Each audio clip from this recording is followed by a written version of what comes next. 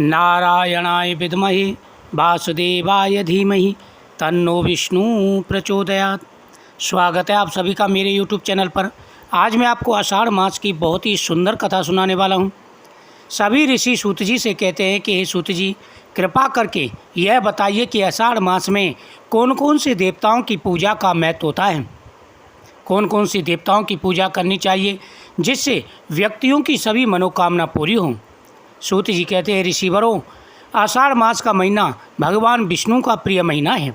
आषाढ़ मास के महीने में जो व्यक्ति भगवान विष्णु का पूजन करते हैं उनकी मनोकामना पूरी हो जाती है। आषाढ़ मास के महीने में भगवान विष्णु की पूजा, माता लक्ष्मी की पूजा, भगवान शिव और भगवान गणेश जी की पूजा का बड़ा महत्व है।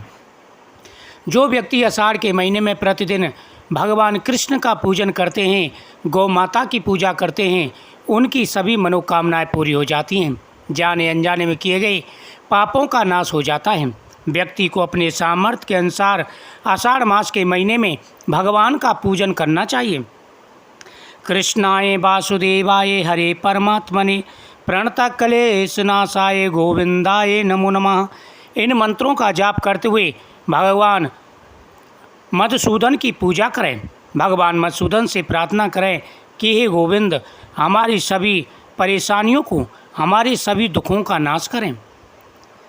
ऋषिवर कहने लगे कि हे ऋषूत जी, आषाढ़ मास के महीने में सभी भगवान की पूजा करते हैं, लेकिन क्या आषाढ़ मास के महीने में गणेश जी की पूजा का भी महत्व है? सूत जी कहते हैं, आषाढ़ मास के पक्ष में जो एक गणेश चतुर्थी आती हैं, उस दिन भगवान गणेश जी का पूजन करना चाहिए। यदि आप गणेश चतुर्थी का व्रत कर रहे हैं तो आषाढ़ गणेश चतुर्थी व्रत के दिन भगवान गणेश जी की पूजा जरूर करें। पार्वती बोली कि हे पुत्र, आषाढ़ मास की चौथ को किस गणेश का पूजन करना चाहिए?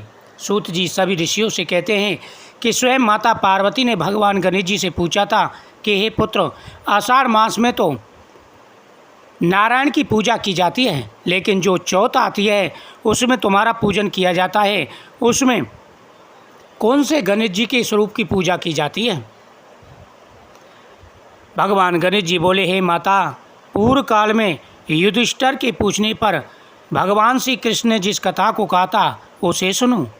भगवान श्री कृष्ण बोले, हे राजन, लंबोदर का विधि पूर्वक पूजन कर कथा सुननी चाहिए। पूर्व काल में महिष्मती नगरी में महेंजित नामक धर्मात्मा राजा रहते थे। उसके कोई संतान नहीं थी। दिन रात पुत्र की चिंता में रहता था। वह बड़ा दान पुण्य करने वाला राजा था। वह राजा बड़ा ही धर्मात्मा था। सब भगवान की पूजा करना तथा प्रजा का पुत्रवत पालन करना और खूब दान पुण्य किया करता था। लेकिन उस राजा के कोई संतान नहीं थी, पुत्र नहीं था। इस वजह से राजा हमेशा दुखी रहा करता था। उसके कोई संतान ना थी। दिन रात पुत्र की चिंता में रहता। वह दान पुण्य पुत्र प्राप्ति के लिए किया करते करते उसकी वृद्ध अवस्था आ गई, लेकिन उसे कोई भी संतान की प्राप्ति नहीं हुई। उसका पूरा जीवन व्यतीत हो गया और उसकी वृद्ध अवस्था भी आ गई। राजा ने अपने राज्य के ब्राह्मण व प्रजाजनों को बुलाया और पूछा कि हे ब्राह्मणों और प्रजाजनों, मैंने धर्मपूर्वक प्रजा का पालन किया, परंतु मेरे कोई संतान नहीं है, इसका क्या कारण है?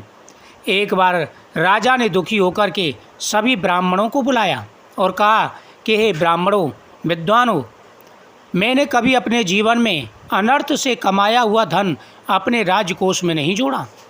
मैंने कभी भी जीवन में कोई पाप नहीं किया। मैंने कभी जीवन में किसी का साथ अन्याय नहीं किया। मैं धर्मपूर्वक राज्य करता हूँ, प्रजा की तरह, प्रजा को पुत्र की तरह देखता हूँ, फिर भी मेरे संतान न होने का क्या कारण है? उस समय एक कल्प में जिसका रोम गिरता है, ऐसे तपस्वी लोमस ऋषि बोले, हे ब्राह्मण प्रजाजनों, यह नरेश भक्ति पूर्वक संकटों के विनाश गणेश चतुर्थी का व्रत करें। अब सभी विद्वानों के सामने जब राजा ने यह प्रश्न रखा तो सभी लोमस ऋषि के पास गए।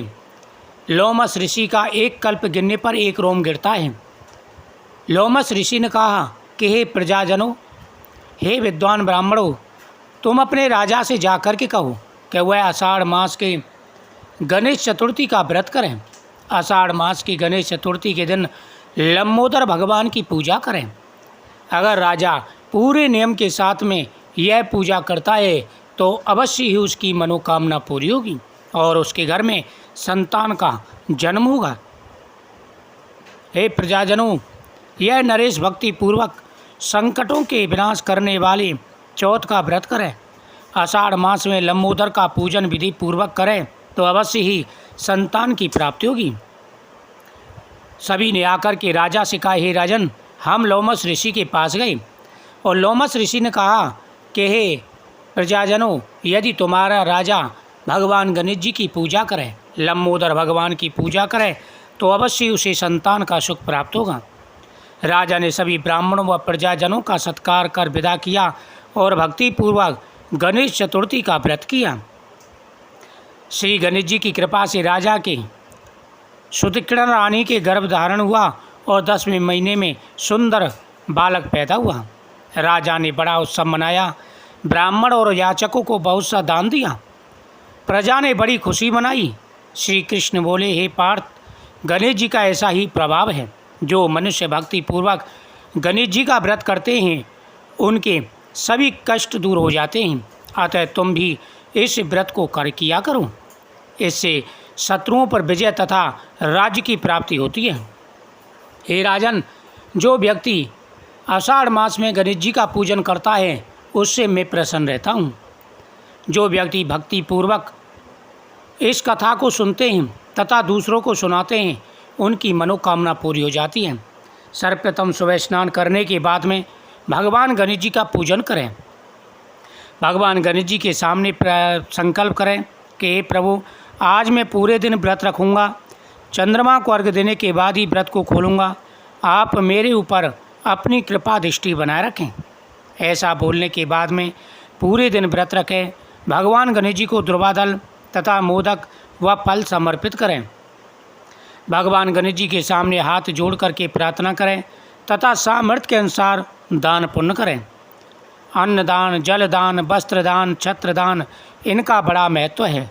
जो व्यक्ति नियम पूर्वक भगवान के सामने दान पुण्य करते हैं उनके जीवन में आ रहे कष्ट स्वतः ही दूर हो जाते हैं।